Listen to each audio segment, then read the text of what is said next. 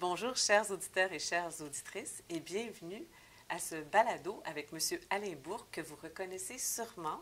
M. Bourque est le directeur général du consortium Ouranos sur l'adaptation au changement climatique et également coprésident du groupe d'experts sur l'adaptation au changement climatique. Puis nous avons l'honneur de le recevoir parce que tout récemment, il a déposé, à titre de coprésident de ce groupe d'experts, un rapport sur l'adaptation au changement climatique. Donc, bonjour, Alain. Bonjour. Comment Bonjour, allez-vous? Ça va bien, toi? Ça va bien, merci. Merci beaucoup d'être avec nous aussi. C'est toujours un plaisir parce que je disais à Alain au départ à quel point je trouve que c'est un excellent pédagogue, un excellent orateur. Donc, merci beaucoup d'être avec nous aujourd'hui pour parler, entre autres, de ce rapport. Mais juste avant qu'on aborde directement le rapport, je voulais savoir, est-ce que c'est possible de nous dire quels sont les risques associés à l'adaptation, puis à la transition, puis au changement climatique là, au Québec? C'est quoi nos principaux défis là, en matière d'adaptation? Bien, en fait, c'est quand même tout un défi que d'expliquer les différents risques et les impacts des changements climatiques pour le Québec, parce que le Québec est grand. Il y a le Québec urbain, il y a le Québec rural, il y a le Québec agricole, il y a le Québec forestier, le Québec côtier, le Québec nordique. Et on sait, puis d'ailleurs, les Québécois sont réputés pour parler beaucoup de météo et de climat. Et donc, ça illustre le fait que la météo et le climat ont des impacts très variés, très diversifiés selon les différents contextes. Mais on peut le résumer en fonction des différentes régions. C'est sûr qu'en zone côtière, il y a un rehaussement du niveau de la mer, les surcotes, les inondations côtières ou même l'intrusion d'eau saline dans les puits d'eau potable. Alors qu'en ville, notamment à Montréal, à Québec, etc., bien, souvent on s'inquiète de la défaillance des infrastructures quand il y a des événements météorologiques extrêmes, des canicules, surtout qui peuvent avoir des impacts dans des quartiers défavorisés où il y a moins de climatisation, où il y a moins de végétation, et puis d'îlots de fraîcheur, etc.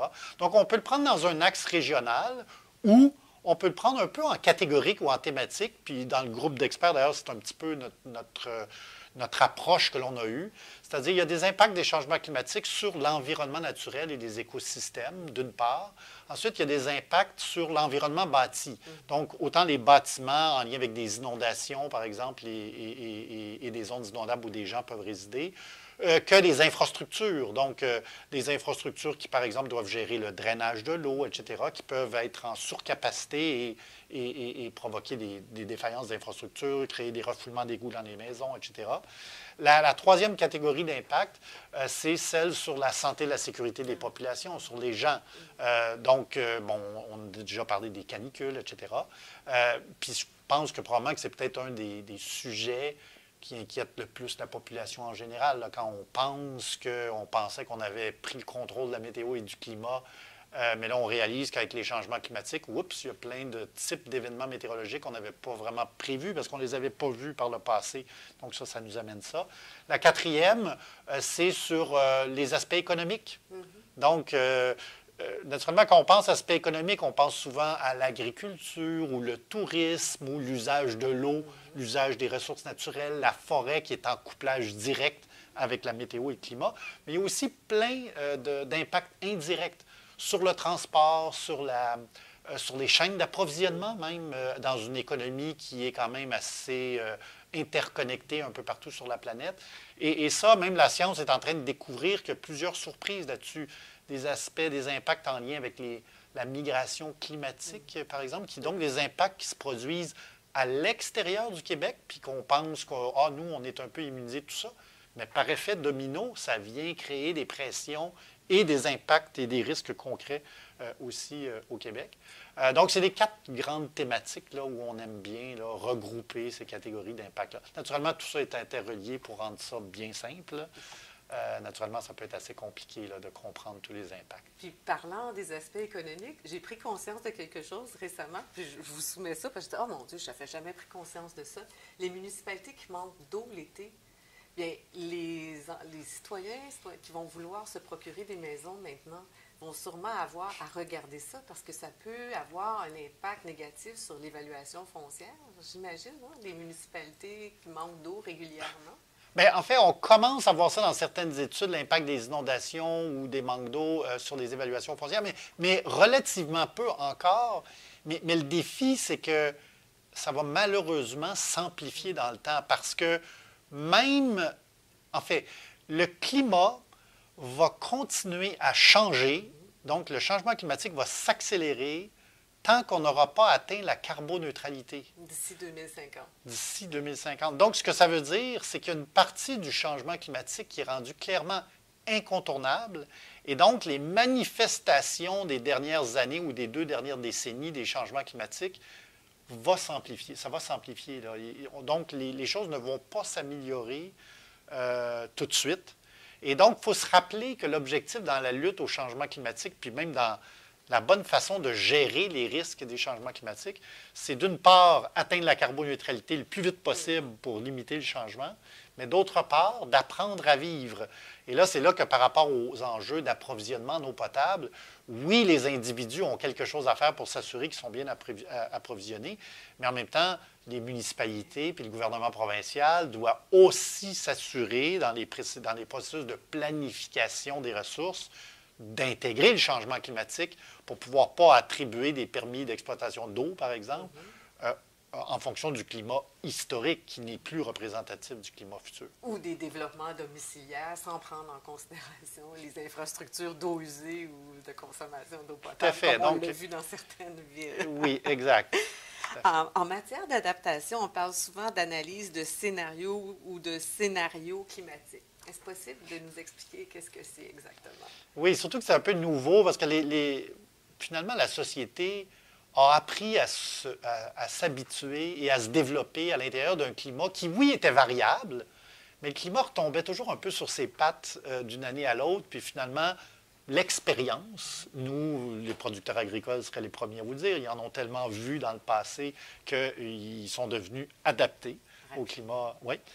Mais là, avec les changements climatiques, malheureusement, ça, c'est plus vrai. Donc, il faut trouver des nouvelles façons pour intégrer les changements climatiques et donc l'usage des scénarios de changement climatique. Donc, pas juste prendre des données climatiques historiques, mais aussi aller chercher des données climatiques du futur. Puis ça, c'est là que rentrent en ligne de compte les scénarios climatiques.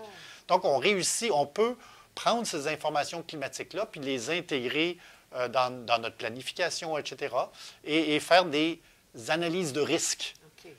Et donc, une fois qu'on a fait l'analyse de risque, bien, on identifie où sont nos maillons faibles, où est-ce que l'on doit intervenir pour réduire les risques, ou à la limite, maintenir les risques au même niveau que l'on avait auparavant. Donc, vite comme ça, puis en passant... Oui, à Ouranos, par exemple, on a un site web où on peut aller downloader des quantités folles de données pour que les hydrologues d'Hydro-Québec puissent intégrer ça dans la gestion des réservoirs d'Hydro-Québec. Mais ça n'a pas être terriblement compliqué non plus, là. Quand on est dans une ville, il faut planifier les grandes canicules, des canicules que l'on n'aura jamais vues. Il faut les intégrer. Des quantités de pluie comme on n'a jamais vu par le passé, à grands coups, sur des courtes périodes, bien, il faut le prévoir. La probabilité qu'il y ait davantage des vents assez violents lors des orages, bien, on l'intègre. Donc, il y a une panoplie. Je veux dire, on peut s'adapter puis utiliser des scénarios climatiques sans avoir besoin d'énormes quantités de données. Là, on fait juste... consulter son météorologue favori ou aller sur des sites web, vulgariser. Et puis, on peut déjà tout de suite identifier où sont nos risques. Les manques d'eau, c'est un autre exemple de risque où, c'est quand même assez ahurissant quand on y pense de parler que le Québec pourrait manquer d'eau en fin d'été.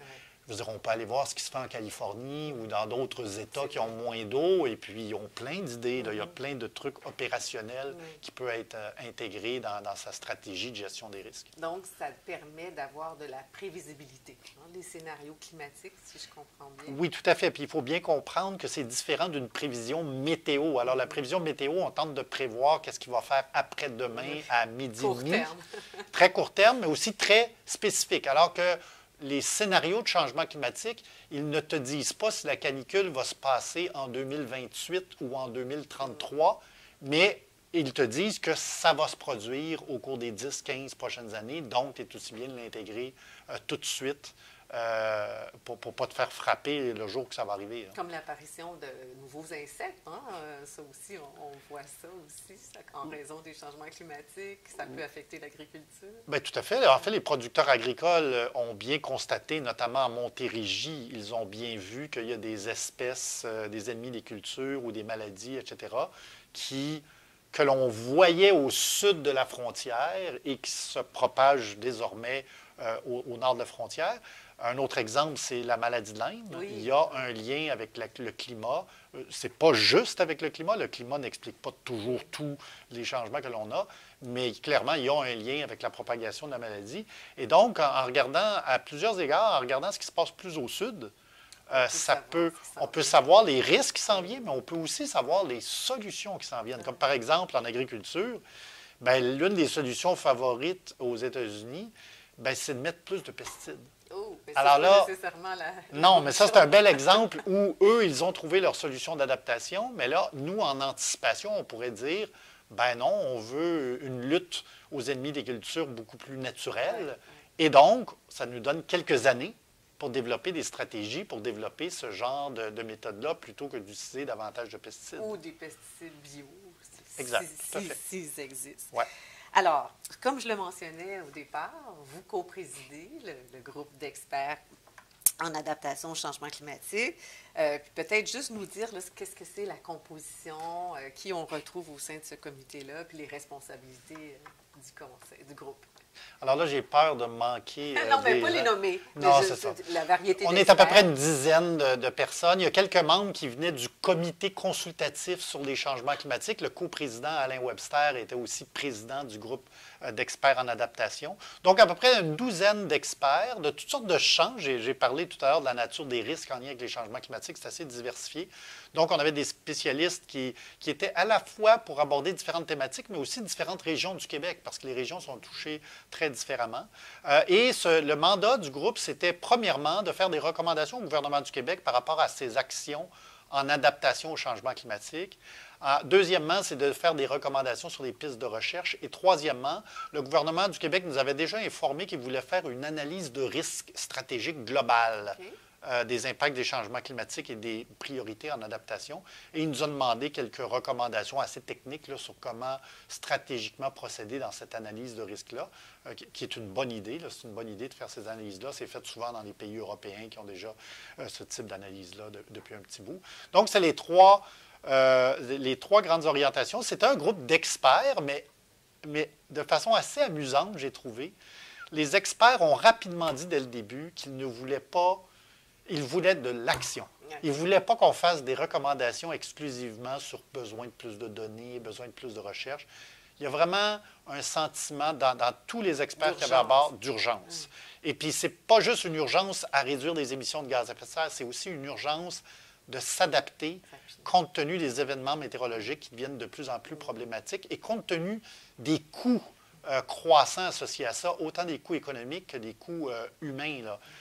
Puis là, on ne parle même pas juste de mortalité quand il y a une canicule, on parle aussi par exemple, de problèmes psychosociaux parce que des gens vivent en zone côtière ou en zone inondable, et puis à chaque fois qu'il y a une tempête ou un événement de pluie, ils se posent des questions, ils sont anxieux, puis ils se disent, coudonc, c'est-tu cette fois-ci que ma maison va être inondée, ou etc. Donc, il faut vraiment tenter de réduire ces risques-là le plus rapidement possible pour pas que les coûts deviennent totalement démesurés. Oui. Donc, vous vous êtes concentré sur des actions. Est-ce que vous pouvez nous parler de ces recommandations qui sont davantage sous forme d'actions? Oui, alors là, c'est tout un défi de parler de tout ce qu'on a écrit dans le rapport. Donc, j'invite les gens à aller consulter le rapport qui est sur le site web d'Ouranos puis du comité consultatif. Là. On a regroupé, on a 20 recommandations, regroupées autour de 5 axes. Il y en a 4 que j'ai déjà mentionnés: environnement naturel, environnement bâti, santé, sécurité des populations et activité économique. On a rajouté un 5e axe qui nous apparaissait quasiment les fondations, c'est-à-dire les acteurs de l'adaptation, la nécessité de sensibiliser, de mobiliser les acteurs à passer à l'action dans les 4 axes que je dirais supérieurs. Et à l'intérieur de nos 20 recommandations, on a donné plein d'actions, de recommandations d'action. Alors, on en a plus de 90 recommandations d'action. Et ça, quand on passe à travers le rapport, ce qu'on réalise, c'est que l'adaptation au changement climatique, ce n'est pas du ressort du ministère ou d'un département de l'environnement. C'est le gouvernement.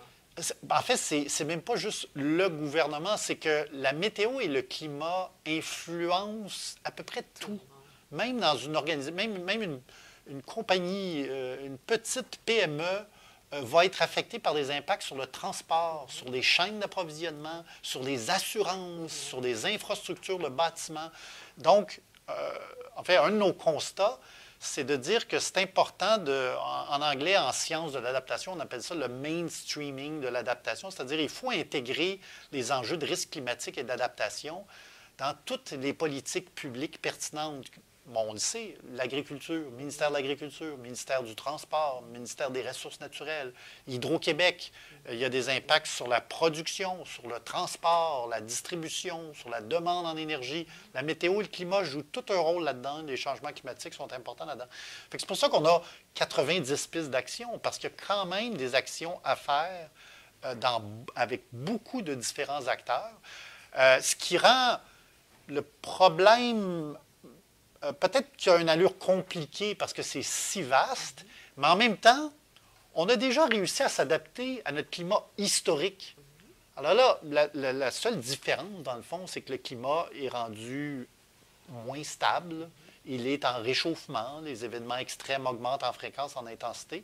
Donc, en quelque part, il faut revoir toutes ces politiques-là qui intégraient déjà un peu de la météo puis du climat, et y intégrer cette nouvelle donne-là, un petit peu comme ce qu'on fait lorsqu'il y a des changements démographiques. Oui. On sait que la population vieillit, ça affecte tous les ministères, tous les départements, le comportement des publics cibles ou des clientèles, bien, c'est influencé par les changements démographiques. Il faut faire la même chose avec le climat. Donc, il s'agira de surveiller si ces recommandations seront mises en œuvre. Tout à fait. Et puis, le groupe d'experts, même si le ministre nous a demandé on a eu un mandat d'à peu près 6 mois. Et en fait, même le groupe d'experts, présentement, il est dissous. Donc, parce qu'on a livré notre rapport, donc il n'existe plus. J'ai senti un certain intérêt des membres du groupe d'experts à rapidement se regrouper pour voir comment le gouvernement va agir sur nos recommandations. Et puis, j'ai vraiment l'intention de suivre là-dessus. Donc, on va surveiller pour voir si les choses sont mises en œuvre. Oui. Par contre, le bon côté, c'est que je dois avouer qu'on a eu une excellente collaboration avec le ministère de l'Environnement, qui veut de l'aide. Oui. Il veut des conseils de spécialistes, de la science, etc. Donc, je pense que ça a été assez rondement. Et puis, j'ai hâte de voir la prochaine publication du plan pour une économie verte et de son plan de mise en œuvre pour voir quel est le niveau d'intégration de nos recommandations. Donc, on va certainement être disponible pour commenter. Ça va être intéressant, effectivement, à surveiller. Puis, est-ce que vous pouvez nous dire en quoi les recommandations que vous avez proposées se distinguent ou se rapprochent du plan fédéral sur l'adaptation au changement climatique? Alors, la stratégie nationale d'adaptation, comme elle est appelée au gouvernement fédéral par le ministère de l'Environnement et d'autres ministères, la lutte au changement climatique, l'Environnement et Changement climatique Canada avec le ministre Guilbeault, c'est un document un tout petit peu plus stratégique, je dirais. C'est-à-dire, surtout pour un pays comme le Canada, qui, naturellement, on dit que le Québec est grand, là, puis que les impacts sont diversifiés. Alors, on imagine au Canada. Donc, c'est vraiment beaucoup plus des orientations un petit peu plus philosophiques sur la nécessité de travailler en mode collaboratif, l'intégration des savoirs et des expériences autochtones, etc.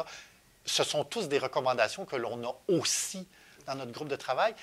Mais naturellement, pour la stratégie nationale d'adaptation, ça devient beaucoup plus difficile d'être extrêmement ciblé puis d'avoir des recommandations très précises, puisqu'il y a beaucoup d'enjeux d'impact des changements climatiques qui sont inévitablement un peu plus de juridiction provinciale, voire même municipale. Tu sais, on dit souvent que les municipalités sont au front des changements climatiques parce que c'est eux qui vivent des impacts.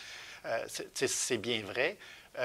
Puis, naturellement, le gouvernement du Québec est en charge des ressources naturelles, de paquets de secteurs qui sont directement affectés par des changements climatiques.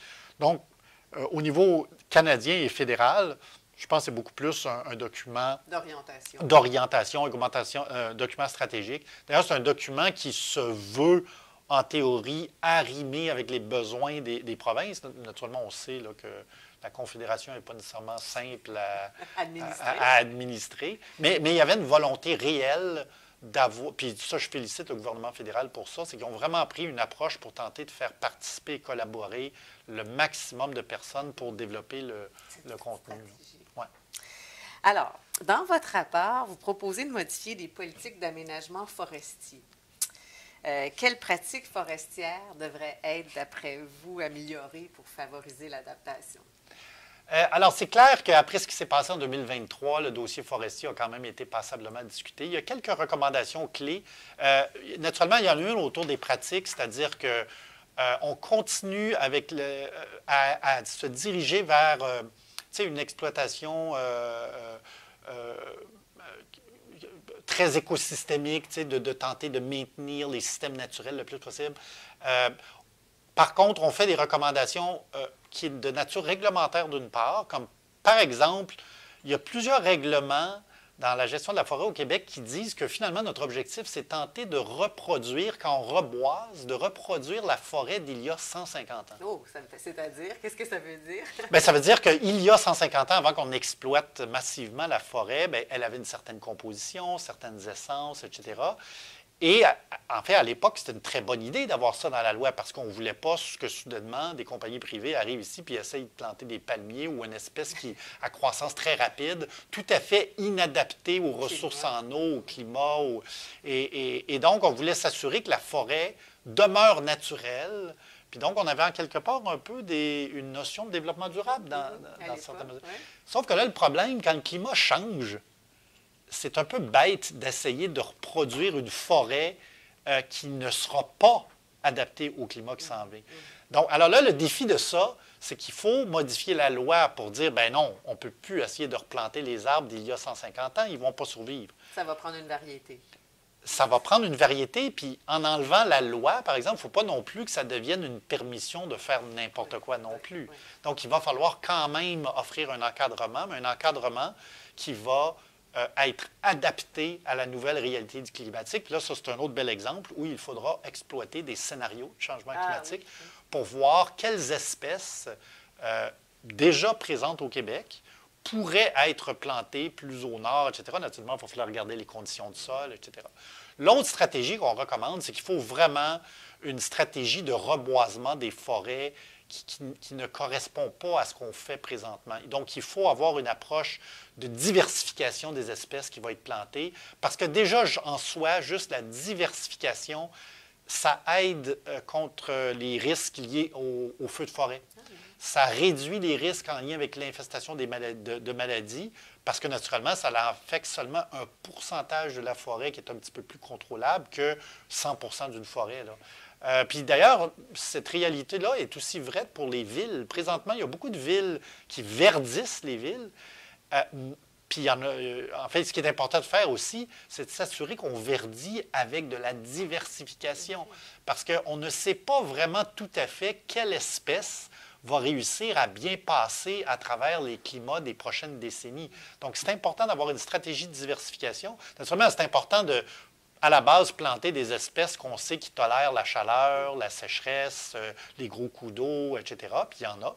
Donc, il faut choisir ces espèces-là. Mais il faut quand même aussi diversifier parce qu'on ne sait pas, il va peut-être y avoir un ennemi ou une bestiole qui va venir envahir certaines forêts en lien avec les changements climatiques, qui va décimer une partie de la forêt, mais qui va quand même laisser une bonne partie de la forêt sur pied. Donc, cette stratégie de diversification-là, elle est valide autant pour les grandes forêts commerciales que pour des forêts en ville. Je dois vous confier que je suis une amoureuse de l'arbre qui est le Ginkgo biloba, puis qui est là depuis des millénaires. Puis là, j'ai vu récemment sur une rue très urbaine là, qu'ils en avaient planté beaucoup. Fait que je me suis dit, c'est sûrement en lien avec la question de l'adaptation. Peut-être pas, mais c'est bien possible. En fait, il y a vraiment... En fait, il s'agit juste de revenir il y a 20 ans. les stratégies de verdification, de verdissement des villes, il n'y en avait pas beaucoup. Là. Des toits verts, il n'y en avait pas énormément. On n'avait même pas de toit blanc. Je me souviens moi-même, j'ai rénové un triplex à un moment donné, changeant la couverture. Et puis quand je demandais pour avoir un toit blanc, les couvreurs me disaient, c'est quoi l'idée d'un toit blanc? Pourquoi vous voudriez un toit blanc? Alors que les Grecs, eux, avaient compris que quand il fait chaud, on met des toits blancs, puis c'est moins pire. Alors, votre rapport aussi met l'accent sur les solutions fondées sur la nature. Donc, est-ce que vous pouvez nous donner un exemple là, de solutions fondées sur la nature, puis comment elles peuvent améliorer justement la résilience au changement climatique? Alors, il y en a plein d'exemples. En fait, c'est vraiment, est-ce qu'on est en monde urbain ou en monde rural, puis on veut planter des arbres le long, par exemple, d'une rivière pour aider à la filtration de l'eau souterraine qui s'en va là. En zone côtière, on peut repenser à des réaménagements de zones côtières qui, par exemple, autrefois à Percé notamment, là, il y avait une promenade, un genre de boardwalk où on semble absolument vouloir être le plus proche possible de l'eau avec beaucoup de béton. Et donc, la solution ici basée sur la nature, bien, ça va être de se retirer de la zone côtière, de retourner avec les plages de galets qui sont très belles d'ailleurs en Gaspésie, avec des petites promenades qui sont un petit peu plus en retrait. Les espaces de liberté, redonner des espaces de liberté aux cours d'eau pour permettre de laisser le processus naturel des méandres des rivières et de réduire les risques d'inondation. On le sait, dans le sud du Québec, là, on a eu tendance dans les années 70 à rendre toutes nos rivières rectilignes. Mais ce n'est pas une forme naturelle d'une rivière. Une rivière va toujours essayer de retourner, toujours tenter d'être sinueuse. Donc ça, c'est des solutions où on retourne, on redonne un espace de liberté, on plante de la végétation, etc. Dans les villes, c'est clair, le verdissement. Même, en fait, autour d'une maison, même plutôt que de paver son stationnement pour son auto, pourquoi ne pas mettre des petites briques là, qui permettent à l'eau de percoler, de pénétrer dans les sols, plutôt que d'aller dans le réseau d'égouts qui va ensuite vous générer un refoulement et qui va faire augmenter votre facture d'assurance à la fin du mois. Donc puis sans compter le fait que souvent ces solutions-là permettent de filtrer l'eau qui retourne à la rivière en meilleures conditions. Et naturellement, les milieux humides qui sont absolument cruciaux autant pour servir d'éponge pour réduire les risques d'inondation que de nettoyer l'eau, d'améliorer la qualité de l'eau, que de contribuer à la biodiversité, à une biodiversité accrue. Alors, il y en a vraiment une multitude d'exemples. Et ce que je pense qu'on a eu tendance à oublier dans cette ère d'engineering des années 70, 80, 90, c'est que la nature nous offrait déjà plein de services et réduisait à plusieurs égards les coûts. Donc, c'est un peu ironique parfois de détruire des milieux naturels pour ensuite payer la grosse facture pour nettoyer son eau pour qu'elle soit le plus proche, pour qu'elle soit le plus potable possible, alors qu'on peut justement utiliser la nature pour avoir des services qui vont nous coûter moins cher en bout de ligne. Revenir à ce qu'on a déjà vu. Oui. Le rapport recommande aussi de faire un suivi des plans d'adaptation des gestionnaires d'infrastructures privées, comme les télécommunications, les chemins de fer. Pourquoi c'est important? Mais ce qu'on a réalisé à l'intérieur du groupe d'experts, c'est qu'il y a quand même beaucoup de choses qui avancent en adaptation. Mais de façon assez surprenante, un des points faibles, c'est autour des systèmes essentiels. Et pourtant, si on y pense stratégiquement, le risque de catastrophes naturelles, etc., vraiment, les systèmes essentiels doivent être prioritaires. Donc, électricité, je pense qu'Hydro-Québec le saisit de plus en plus avec tout ce qui s'est passé, avec les tempêtes de vent, les feux de forêt, les verglas, etc. Donc, je pense qu'Hydro comprend bien. En fait, nous, à Ouranos, on travaille avec Hydro-Québec et on est bien arrimés sur les différents risques pour eux. Donc, ça va bien. Mais ça, c'est dans le domaine public ou parapublic, là. Mais les acteurs privés jouent un rôle extrêmement important aussi, puis d'ailleurs sont impactés eux-mêmes par des défaillances qu'ils peuvent avoir sur les systèmes de télécommunications, les systèmes de transport, etc. Donc, dans nos recommandations, disent vraiment de mettre une emphase particulière, voire même urgente, sur tout ce qui est système essentiel, avec le défi qu'il va toujours falloir travailler en mode collaboratif, parce qu'il y a beaucoup d'acteurs qui sont importants dans la réduction des risques autour des systèmes essentiels. Donc, ça aussi, c'est un enjeu. Puis, ma dernière question, bien, votre rapport, là, il recommande de sensibiliser les organisations aux recommandations du groupe sur les informations financières liées à la nature. Vous savez, la divulgation de risques et d'opportunités en biodiversité, c'est un peu comme ça qu'on le prend. Puis, est-ce que vous pensez que le gouvernement, toutes les parties prenantes sont sensibilisées à toute cette question-là de la divulgation de risques et d'opportunités en changement climatique? Non, malheureusement, il y a une certaine mouvance pour la divulgation des risques. Elle est extrêmement orientée sur les risques en lien avec les politiques publiques de réduction d'émissions de gaz à effet de serre. Elle est assez peu orientée sur les risques physiques et sur les impacts concrets des changements climatiques.